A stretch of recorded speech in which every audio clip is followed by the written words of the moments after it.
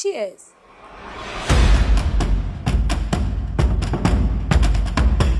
അടിപൊളി. ടച്ചിങ്സ് ഒന്നും ഇല്ലടേ.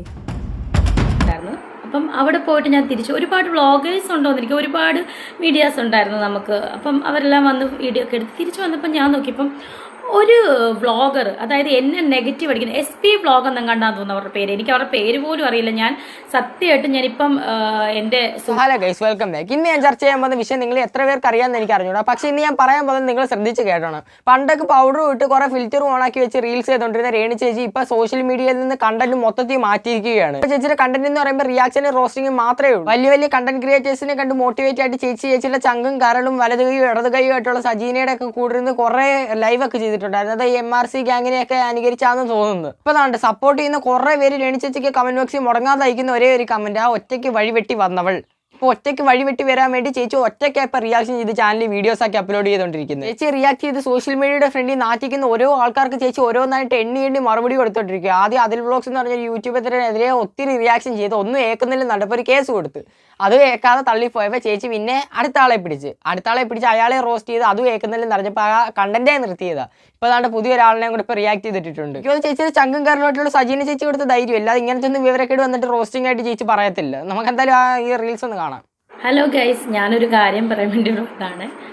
അതായത് ഇന്ന് എനിക്ക് Cherthala Hithika bridal make over സ്റ്റുഡിയോയുടെ ഒരു ഇനോഗ്രേഷൻ ഉണ്ടായിരുന്നു. അപ്പം അവിടെ പോയിട്ട് ഞാൻ തിരിച്ചു ഒരുപാട് വ്ളോഗേഴ്സ് ഉണ്ടോന്ന് എനിക്ക് ഒരുപാട് മീഡിയാസ് ഉണ്ടായിരുന്നു നമുക്ക്. അപ്പം അവരെല്ലാം വന്ന് വീഡിയോ ഒക്കെ എടുത്ത് തിരിച്ചു വന്നപ്പം ഞാൻ നോക്കിയപ്പം ഒരു വ്ളോഗർ, അതായത് എന്നെ നെഗറ്റീവ് അടിക്കുന്ന SP വ്ളോഗ് എന്നും കണ്ടാന്ന് തോന്നുന്നു അവരുടെ പേര്. എനിക്ക് അവരുടെ പേര് പോലും അറിയില്ല. ഞാൻ സത്യമായിട്ട് ഞാനിപ്പം എൻ്റെ സുഹൃത്ത് സജന ചേച്ചിയോടാണ് ചോദിച്ചത് അവരുടെ പേരെന്തുവാന്ന് പോലും ആ വ്ളോഗിൻ്റെ. ഇങ്ങനെ എല്ലാ വീഡിയോയിലും ചേച്ചി സജീന ചേച്ചിക്ക് പ്രൊമോഷൻ കൊടുക്കാൻ മറക്കുന്നില്ല കേട്ടോ. എല്ലാ വീഡിയോയിലും ചേച്ചി എടുത്തു പറയുന്നുണ്ട് എൻ്റെ ചങ്കിൻ്റെ കരളും വലത് കൈയും ഇടത് കൈയും ആയിട്ടുള്ള സജീന ചേച്ചി എടുത്ത് ചോദിച്ചിട്ടാണ് മനസ്സിലാക്കിയെന്ന്. എല്ലാ വീഡിയോയും ഇപ്പോൾ ചേച്ചി പറയുന്നുണ്ട് സജീന എന്ന്.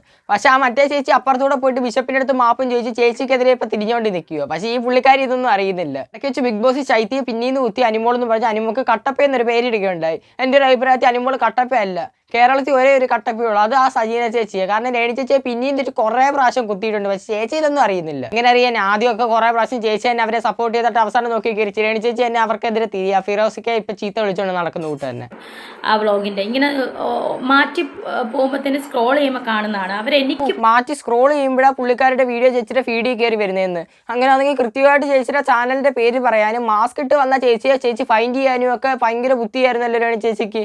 പക്ഷെ പരിചയമില്ല കേട്ടോ. പേരറിയാം, പുള്ളിക്കാരുടെ മുഖം ഏത് ഇരട്ടത്ത് കണ്ടാലും പുള്ളിക്കാരിക്ക് മനസ്സിലാവും, മാസ്ക് ഇട്ട് കണ്ടു കഴിഞ്ഞാൽ പുള്ളിക്കാരിക്ക് മനസ്സിലാവും.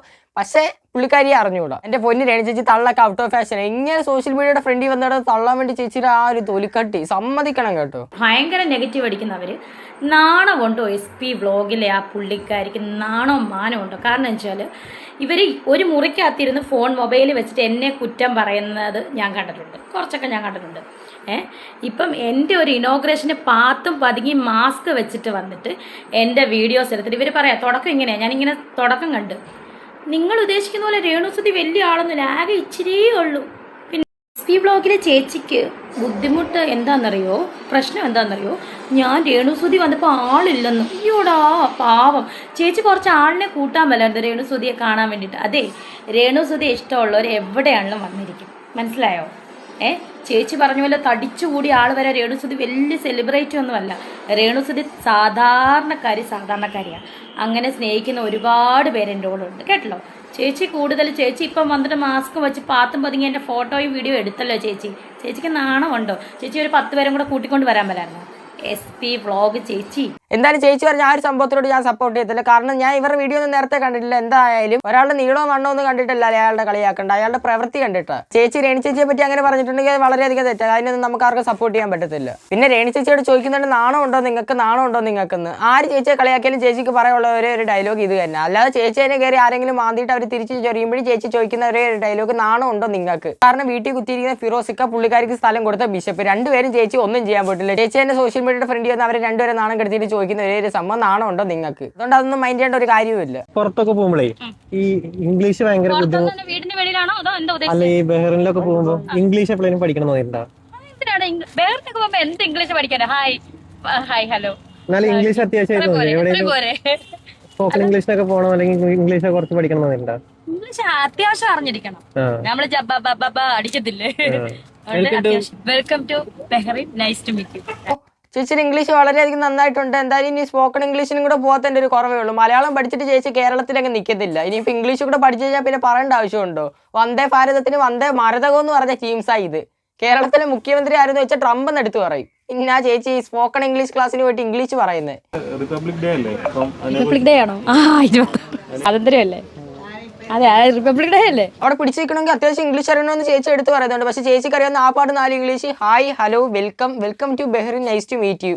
അല്ലാതെ കിലിക്ക സിനിമ അങ്ങോട്ട് കണ്ടിട്ട് ജഗതി സാറിന്റെ ഡയലോഗും പഠിച്ചുകൊണ്ട് പോയേക്കോ ബഹ്റിനകത്ത് ഉദ്ഘാടനം ചെയ്യാൻ വേണ്ടി. അവസാനം ബഹ്റിനിൽ പോയിട്ട് വല്ല അറബികൾ വന്ന് ചേച്ചിയുടെ പേര്, അതായത് വാട്ട് ഈസ് യുവർ നെയിം എന്ന് ചോദിച്ചു കഴിഞ്ഞാൽ ചേച്ചി പറയായിരിക്കും welcome to Bahrain, nice to meet you എന്ന്. അല്ല, ഞാൻ കളിയാക്കാൻ പറയില്ല, ചേച്ചിയുടെ ഒരു ബോധം വെച്ച് ചേച്ചി അതൊക്കെ പറഞ്ഞു കളയും. ലീഗൽ നോട്ടീസ് അത് പറയാൻ പറ്റില്ല. സത്യം പറഞ്ഞാൽ ഞാൻ മുഴുവൻ വായിച്ചിട്ടില്ല. അത് നമ്മൾ നിയമപരമായിട്ട് പോകുന്ന കാര്യമാണ്. നമ്മളിപ്പോഴേ എന്തിനാ വെറുതെ ഇട്ട് കൊടുക്കുന്നത്? ജനങ്ങൾക്കിടയിൽ ഇട്ട് വെറുതെ എന്തിനാ ഇട്ട് അലക്കിക്കുന്നത്? അതിന്റെ ആവശ്യമില്ല. അപ്പൊ നിയമത്തിന്റെ വഴി പോട്ടെ. അല്ല, ചേച്ചി ഇപ്പൊ ഇതുവരെ ആർക്കും അലക്കാൻ ഇട്ട് കൊടുത്തിട്ടില്ലെന്നാണ് പറയുന്നേ.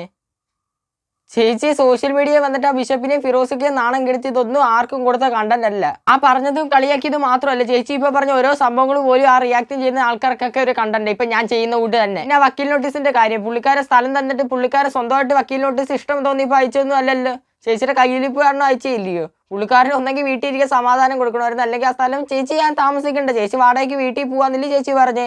എന്നിട്ട് വാടകയ്ക്ക് പോയിട്ട് 2 ആഴ്ച അവിടെ അങ്ങോട്ട് താമസിച്ച് ബിഗ് ബോസിൽ ഇറങ്ങിയിട്ട് പിന്നെ ആ വീട്ടിൽ തന്നെ പോയിട്ട് പിന്നെയും കുറ്റം പറച്ചിലും പുള്ളിക്കാരനെ ചീത്ത വിളിയും. പിന്നെ എങ്ങനെ പുള്ളിക്കാരൻ വക്കീൽ നോട്ടീസ് അയക്കായിരിക്കും? പുള്ളിക്കാരൻ അവസാനം അത് മാത്രമേ ചെയ്യാൻ പറ്റത്തുള്ളൂ. ഇച്ചിരിയെങ്കിലും പുള്ളിക്കാരുടെ വായ നടയണമെങ്കിൽ പുള്ളിക്കാരൻ വക്കീൽ നോട്ടീസ് അയക്കേണ്ട ഒരു ഗതികേട് വന്ന്.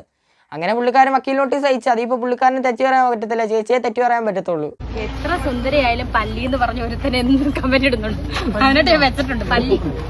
ആടാ, ഞാൻ പല്ലി, അതിന് നിനക്കെന്താ? അത് ചേച്ചി പറഞ്ഞത് ന്യായമുണ്ട്. ചേച്ചിക്ക് ഇഷ്ടമല്ലാത്ത പേര്, അതായത് പല്ലിന്ന് ചേച്ചിയെ വിളിക്കുന്നത് ചേച്ചിക്ക് ഇഷ്ടമല്ലെങ്കിൽ അത് വിളിക്കുന്നത് ശരിയല്ല. പക്ഷെ ചേച്ചി സമൂഹത്തിന്റെ ഫ്രണ്ട് വന്ന് കാണിക്കുന്നതൊക്കെ ശരിയാന്നോ? ഈ ഇടയ്ക്ക് തന്നെ ചേച്ചി അല്ലെങ്കിൽ സജീനയുടെ ഒക്കെ കൂടെ പോയിരുന്ന ഒരു ലൈവ് ചെയ്തായിരുന്നു. ചേച്ചിക്ക് ഓർമ്മയുണ്ടോന്ന് അറിഞ്ഞൂടാ. ഞാൻ താഴെ വീഡിയോ പറ്റുമെങ്കിൽ കാണിക്കുക. ബിഷപ്പിനെ ആണെങ്കിൽ ചേച്ചി അവിടെ വിളിക്കുന്നുണ്ട് വിഷപ്പാമ്പേന്ന്. ഇതേ കൂട്ട് തന്നെ ചേച്ചി ആണെങ്കിൽ എവിടെ ഒരിടത്ത് ഇനാഗ്രേഷന് പോയിട്ട് ഒരു പുള്ളിക്കാരൻ ചോദിക്കുന്നുണ്ട് വിശക്കുന്നുണ്ടോ എന്ന്. അന്നൊരു പുള്ളിക്കാരി അവിടെ എടുത്തിട്ട പേരായിരുന്നു ഈ ബിഷപ്പ് എന്ന് പറഞ്ഞ്. വിശക്കുന്നുണ്ട് വിശപ്പിന്റെ കാര്യമാണ് പറഞ്ഞത്.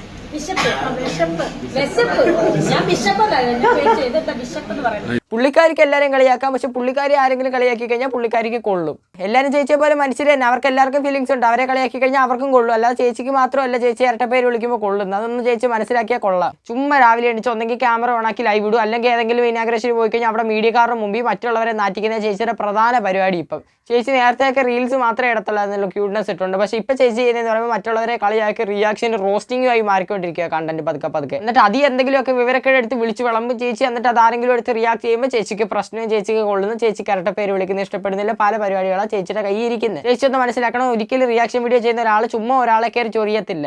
അവർ എന്തൊക്കെ കാണിക്കുന്ന വിവരക്കേടുകൾ മാത്രം എടുത്ത് അവർ റിയാക്ട് ചെയ്യാൻ നിൽക്കത്തുള്ളൂ. ചേച്ചി ആണെങ്കിൽ വിവരക്കേട് മാത്രമേ കാണിക്കത്തുള്ളൂ. നല്ലതെന്തെങ്കിലും കാണിച്ചാലില്ലേ അവർക്ക് നല്ലതെന്ന് പറയാൻ പറ്റൂ.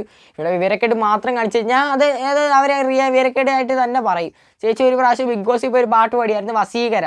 അതിനെ എല്ലാവരും സപ്പോർട്ട് ചെയ്ത്. ഈ ചേച്ചിയെ കുറ്റം പറയുന്നത് ഞാൻ വരെ ആ വീഡിയോയെ സപ്പോർട്ട് ചെയ്തായിരുന്നു. കാരണം ചേച്ചി ആ പാടിയത് കൊള്ളായിരുന്നു. പക്ഷേ ഇതൊരു 50 ഇനാഗ്രേഷന് പോയിട്ട് ചേച്ചി ആ പാട്ട് തന്നെ പാടി പിന്നെ കയറി നല്ലത് പറഞ്ഞു കഴിഞ്ഞാൽ അത് ഉടനെ ചേച്ചിക്ക് പന്നിലാക്കി മാറ്റണം. അതിനുവേണ്ടി ചേച്ചി ഇഷ്ടംപോലെ കിടന്ന് കഷ്ടപ്പെടുന്നുണ്ട്. കഷ്ടപ്പാടിന് ഫലം എന്നോണോ ആയിരിക്കണം ചേച്ചി റിയാക്ട് ചെയ്യുന്ന ആൾക്കാരുടെ എണ്ണം കൂടി വരുന്നത്. ഇനി ഈ ചേച്ചി ഇപ്പോഴും സപ്പോർട്ട് ചെയ്തുകൊണ്ടിരിക്കുന്നവർ ഈ വീഡിയോ എന്തായാലും കാണാം, ഞാൻ കാണിച്ചു തരാം.